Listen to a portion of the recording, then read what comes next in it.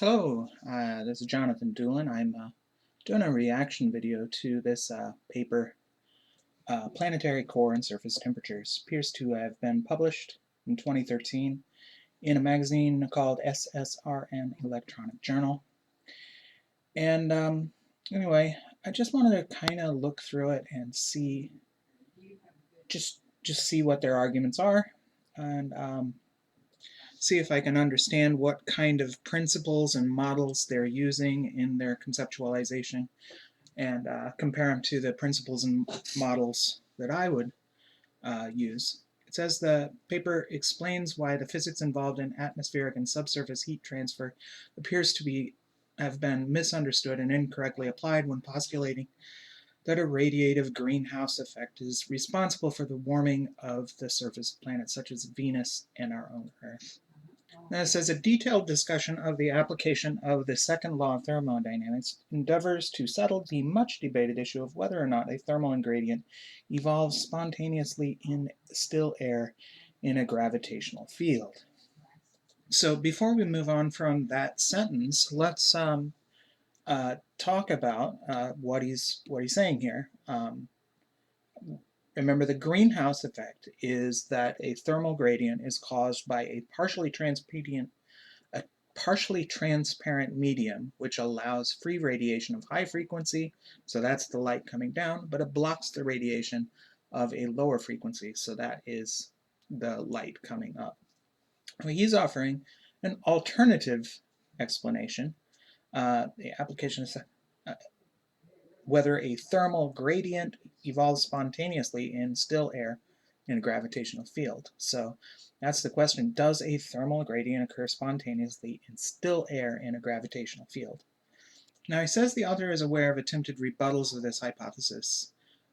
Now, I would, before we get into rebuttals of the hypothesis, I would ask first, is there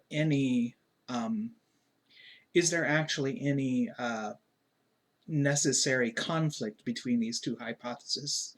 Could it be possible that some heating might be caused by the greenhouse effect, while other heating, a thermal gradient, occurs spontaneously due to differences in pressure? Maybe. I would not say that they're necessarily in conflict, but I might still, I'm not sure whether I will be willing to go with this alternative. It might turn out to be that this alternative explanation is completely specious, but I don't want to say that right now because maybe it would. I'm not sure if the thermal gradient could occur spontaneously in still air in a thermal field, in a gravitational field. Now, I do have a little bit of trouble with this, though, reference to empirical evidence, because in all likelihood, yeah, you're going to find, at least in the troposphere, you're going to find that there is a correlation between these two things, the pressure of the gas and the temperature of the gas, and both of those will correlate with the depth of the gas. So your empirical evidence, unfortunately, just the nature of empirical evidence, I think it's by definition, it's not. Let's see, what's the opposite of empirical evidence? Empirical evidence for a proposition is evidence that supports or counters the proposition and constituted or accessible to sense experience or an experimental procedure. The trouble with that sense experience is that it is by nature going to be correlative evidence rather than causal evidence. So 100% guaranteed, you're going to find that thermal gradient occurs spontaneously in still air in a gravitational field. There's a 100% chance. I'm 100% sure that is what you'll find happening in the troposphere. And if you want to just apply empirical evidence that that's true, You will absolutely you'll get 100% correlation with that, no questions asked. The question is whether the, the thermal gradient actually causes, I'm sorry, whether the gravitational field actually causes the thermal gradient, and I don't think that is the case. The ramifications are substantial in that they eliminate any need for any greenhouse explanation as to why the surface temperatures are as observed. I don't think I agree with that. Empirical evidence uh, does empirical evidence and explanation are completely different things. Empirical evidence is just, okay, look, those two things are both happening. Um, I I think one of them causes the other, and you you can't you can't you can't it's not necessary. It might be that you have sufficient principle and models in mind that the one phenomenon actually explains the other. But if it's just a correlation, you still actually need an explanation. Okay, he says no other valid reason appears plausible to explain how the required energy gets into planetary surfaces, this being especially obvious in regard to high temperatures measured at the surface of the crust of Venus. And again, um, he he is not even really mentioning, I mean, he's not describing the greenhouse explanation. He's not describing that a thermal gradient is caused by a partially transparent medium which allows free radiation of high frequency but blocks radiation of a lower frequency. That is the explanation offered by the greenhouse effect, but he's not even mentioning that uh, plausible explanation.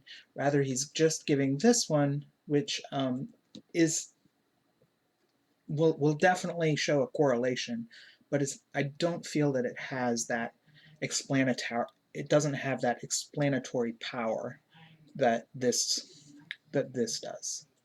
Okay, let's go on. The paper includes some counterintuitive concepts which skeptical readers may be tempted to reject out of hand. Out of hand is, I will try not to do that.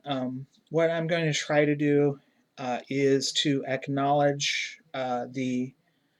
he's going to have, he's going to describe some concepts, and I'm going to try to acknowledge those concepts and to see whether I can actually come up with reasons that I might reject them. But I will also present like alternative, like he's going to present a concept. I will try to present another concept, like what I've done here. He's presented this as his explanation. I'm not going to dismiss it out of hand, um, but I'm going to acknowledge that hypothesis. I'm going to present the other hypothesis that it happens for this reason. I'm not. I don't want to, you don't. Scientific method isn't the scientific method isn't just rejecting hypotheses out of hand. You really should acknowledge the concepts that people have, and then, you know, put that up on the board, compare it to the concept that you want to defend.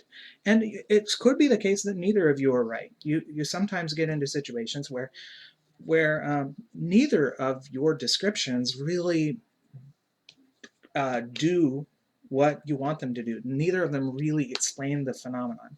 Sometimes that can happen. But anyway, let's go.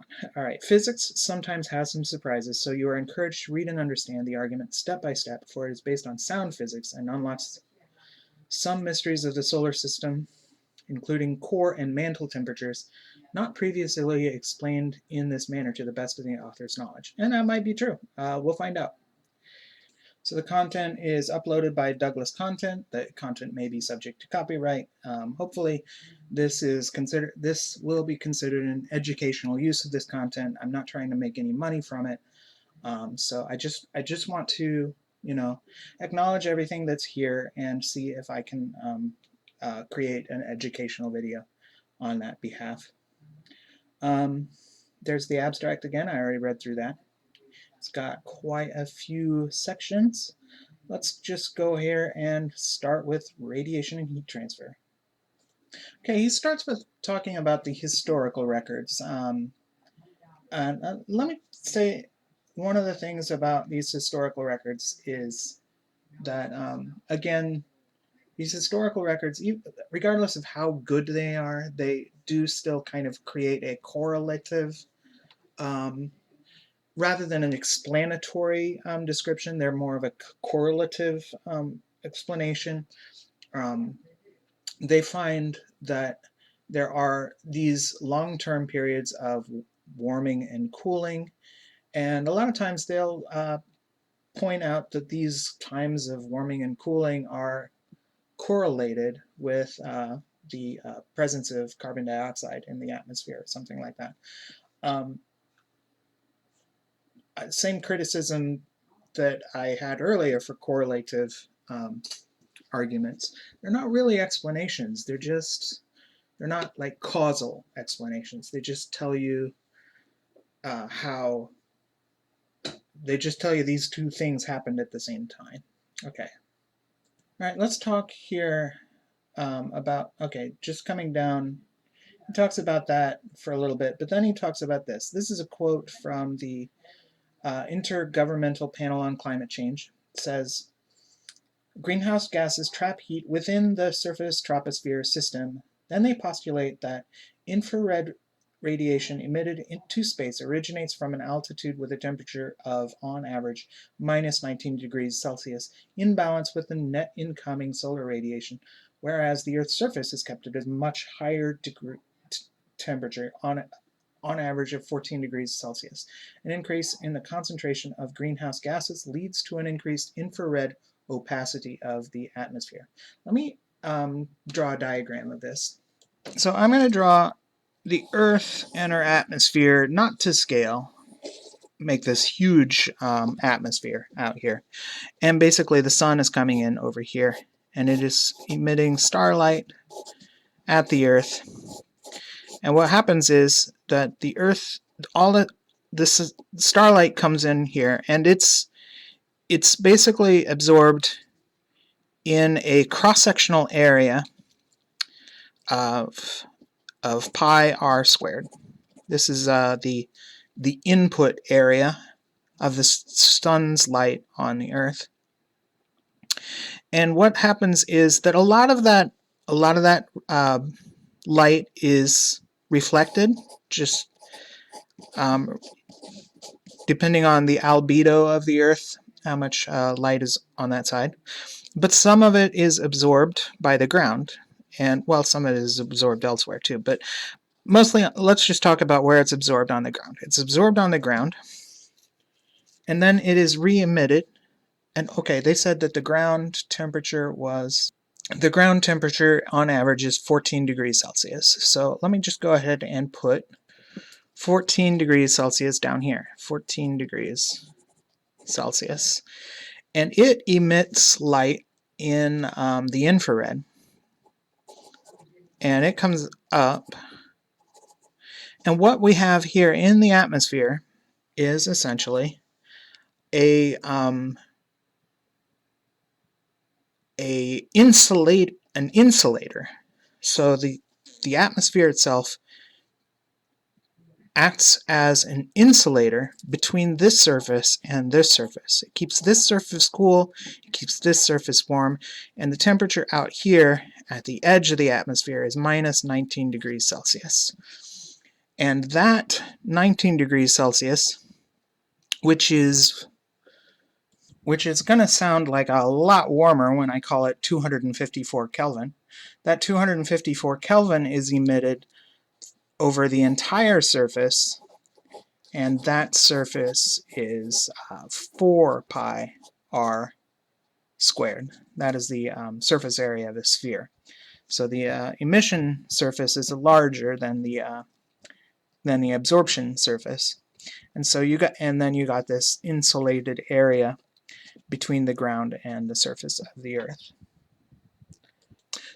Douglas Cotton continues.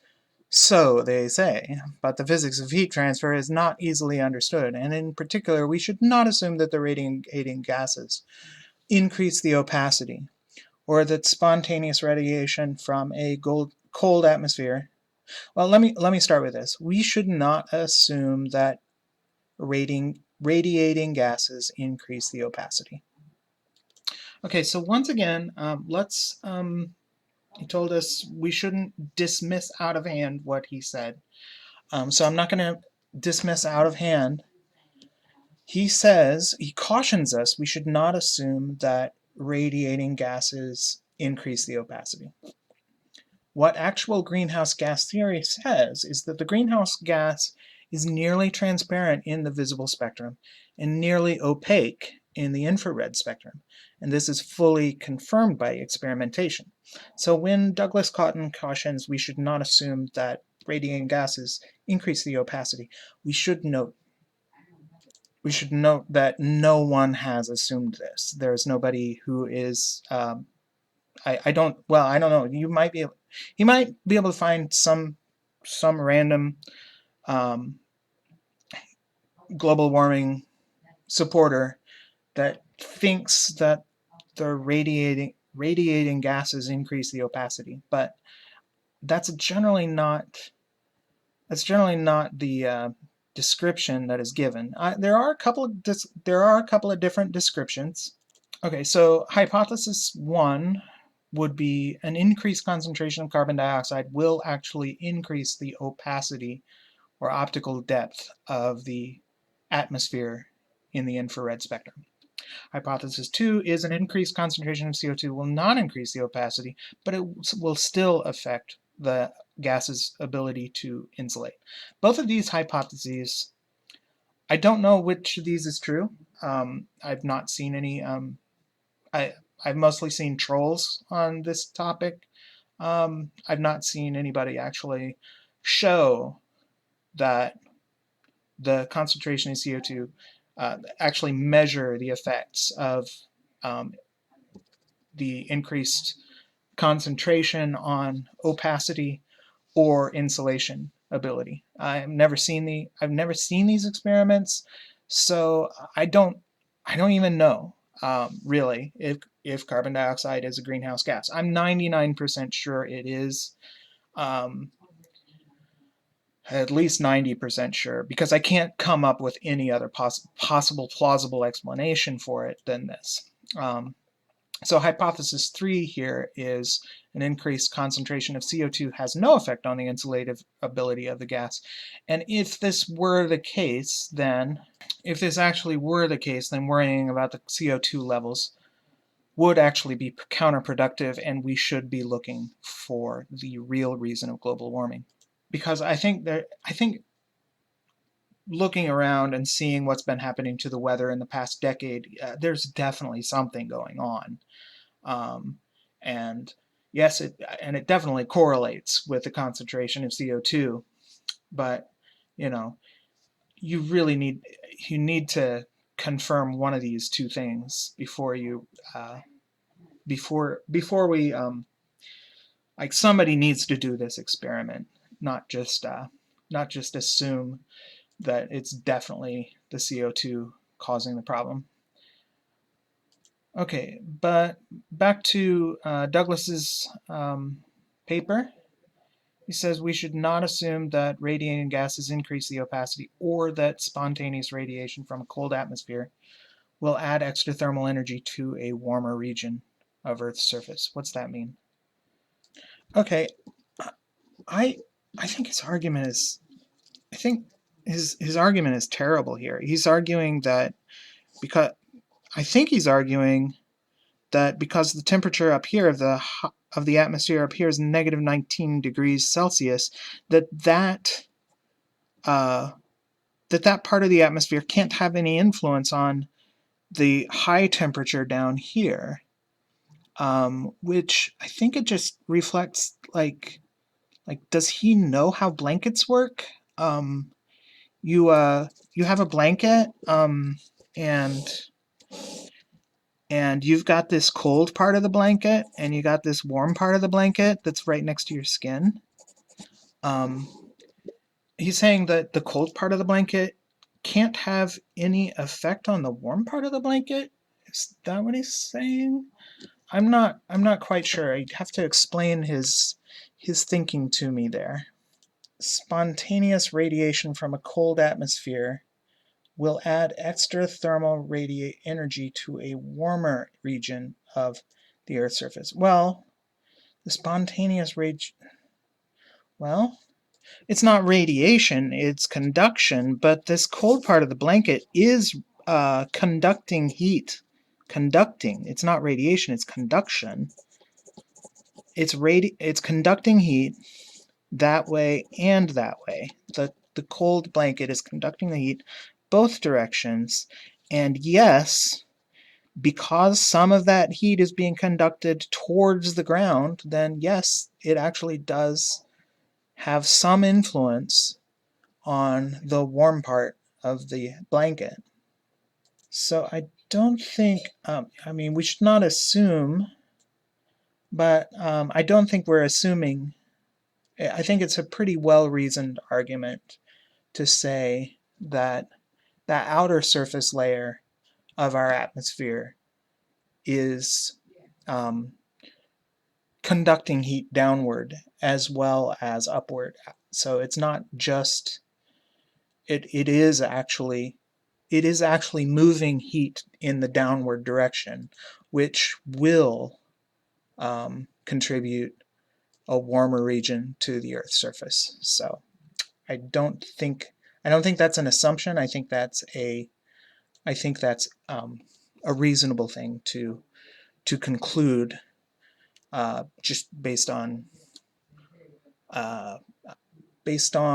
what principles, models, based on just kind of I guess it's more like a thought experiment or something that I'm doing. But yeah, it's not an assumption. It's like just trying to use your reason. Okay. I'll wrap up this video and go on to section 2 then, which will be the problems with the greenhouse conjecture. See you soon.